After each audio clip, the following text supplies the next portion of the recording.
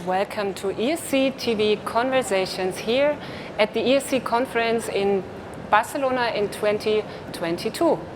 With me, my name is Nicolle Kraenkel, and with me is Professor Salim Yusuf from the McMaster's University in Hamilton in Canada. And today we will be thinking prevention of cardiovascular diseases on a larger scale.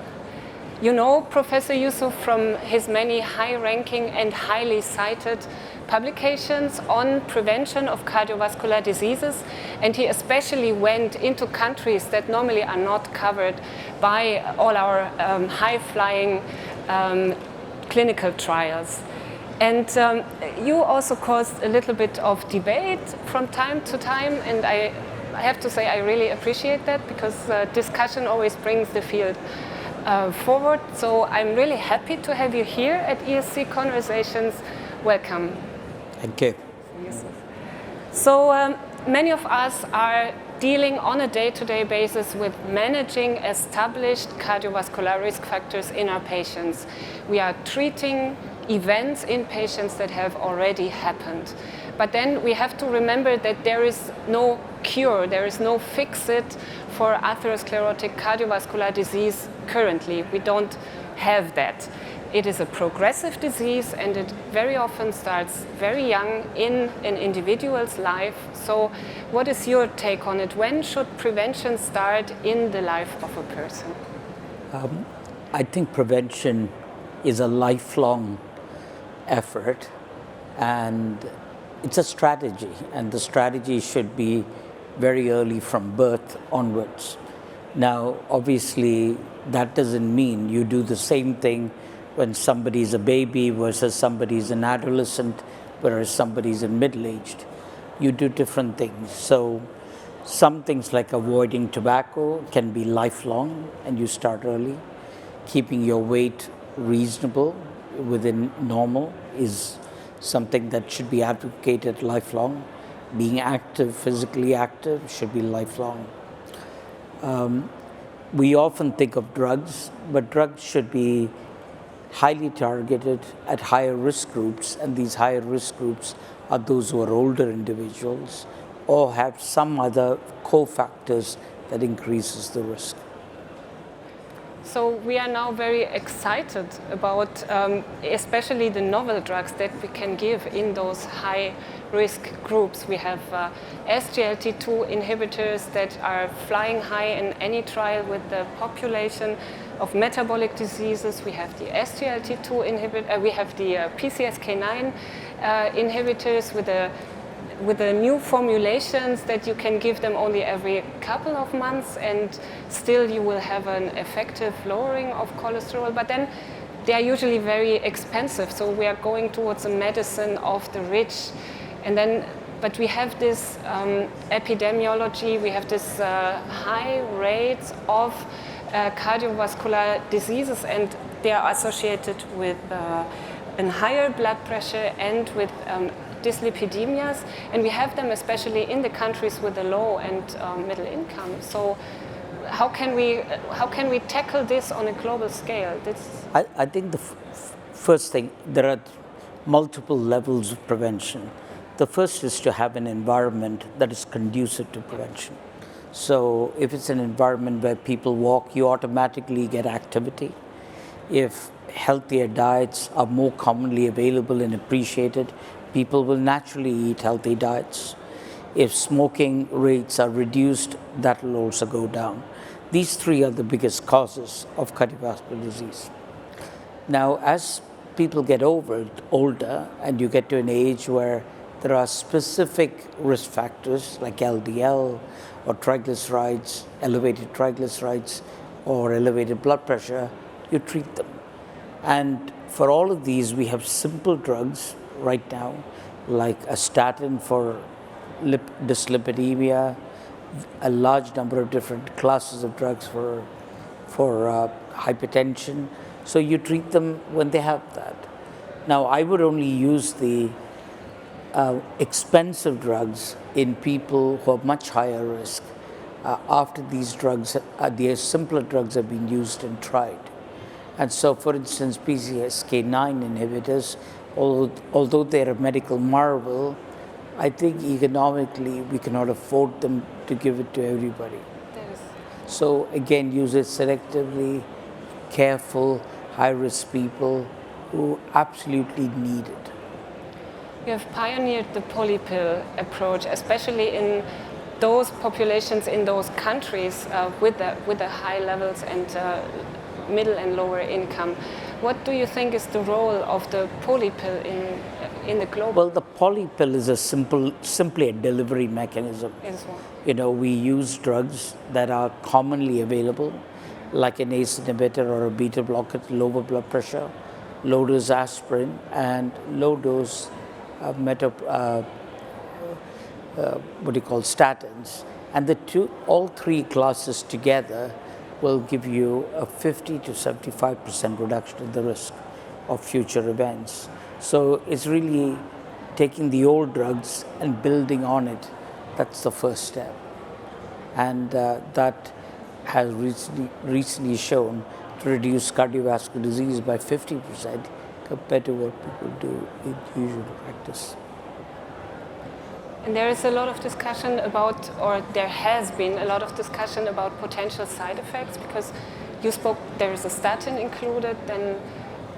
I think the concerns on side effects are exaggerated. There are side effects, but they're very low, like the muscle or the liver problems are in 1 in 500 or 1 in 1,000 people. So it's really very low. It's actually side effects of statins are far lower than side effects of aspirin, for instance. So that's one thing, yeah, that's something people have to keep in mind. So I think these are relatively well-tolerated drugs, and so their use should be far wider than they are now. And what, so the side effects, you spoke about the side effects of aspirin, or you mentioned the side effects of aspirin, and there is some indication that especially in the older population there is a higher risk of bleeding. So should there be 2 polypills, maybe one with and one without aspirin, or do you think it's contradicting actually the strategy? I think the strategy is multiple approaches that complement each other, and different strategies at different stages of life and in people at different risk. So we are now fortunate to have a large body of evidence. I think something like the polypill is not only useful for people in low and middle income countries, it's incredibly useful in people in rich countries. In fact, in secondary prevention, say 1 year or 2 years after a heart attack or stroke, less than 50% of the people get the proven therapies. So by having a polypill, we will be able to deliver a single pill that covers everything at low cost. And the polypill should be seen as a foundation. And then on top of that, we can add additional therapies to customize treatment if we want to do it. Now we have 4 big randomized trials done in high income, middle income, low income countries, all showing benefit of different designs, both in primary prevention and secondary prevention. And so it's now time to discuss how do we get this implemented and accepted, rather than what its role is. And what would be your ideas on that? Because it's a little bit about, one would be the top-down strategy, right? We deliver something, and you spoke about the lifestyle advice. Physically active lifestyle is incredibly important. Smoking cessation is incredibly important, and then as well as the adherence to the prescribed medication. But there is always this discussion between handling something to somebody and the individual. I think it's a mixture of things. Education is the most important part of prevention. If you educate people, educate children, educate teenagers and adults, that is a starting point. There's a willingness then to take care of themselves. The second thing is, in the future, we will not be using physicians for the majority of prevention, because there's so many people, there aren't enough physicians. So we can use non-physician health practitioners, like well-trained nurses or pharmacists, and they can use it. And then for the difficult cases, we have physicians where despite standard therapy, the lipids aren't controlled or the blood pressure isn't controlled. That's when you would use specialized doctors. Where do you see wearables and digital technology in that? I think wearables is the latest fashion. If wearables can motivate people to be active, that's fine. But wearables by themselves do not change people's risk. They give you a feedback. Yeah, they give you feedback, and some people like the feedback, some people don't. And so, I mean, we are in an era where the latest seems to be the best, but that's not necessarily the case. It might also be different in different age groups, right? Yeah, and it's also a generational effect. Younger people like to look at their iPhones every nanosecond. Older people would rather not look at it. So you just need to be flexible, and there's no single approach to anybody. There's multiple approaches. Where wearables become important is to detect subclinical problems like subclinical atrial fibrillation. That's where it's important. I know wearables are used a lot to track how many steps you walk, or what your heart rate is. That's nice if you like it, but equally nice is if you say, I'm walk 30 minutes in the morning, 30 minutes in the evening. I take my dog out. That motivates me. Yeah. Yes. Or the other way around, your dog takes you out.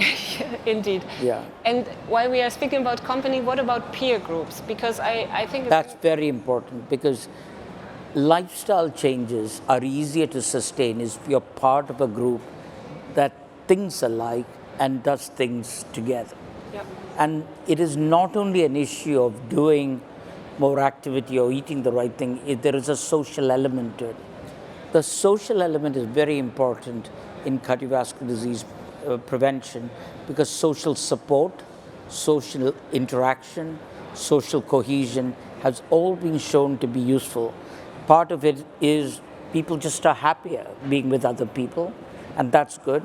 Part of it is when there is a problem, there is somebody else who's keeping an eye on over you. Yep. So I think social interaction, social cohesion is a very important thing.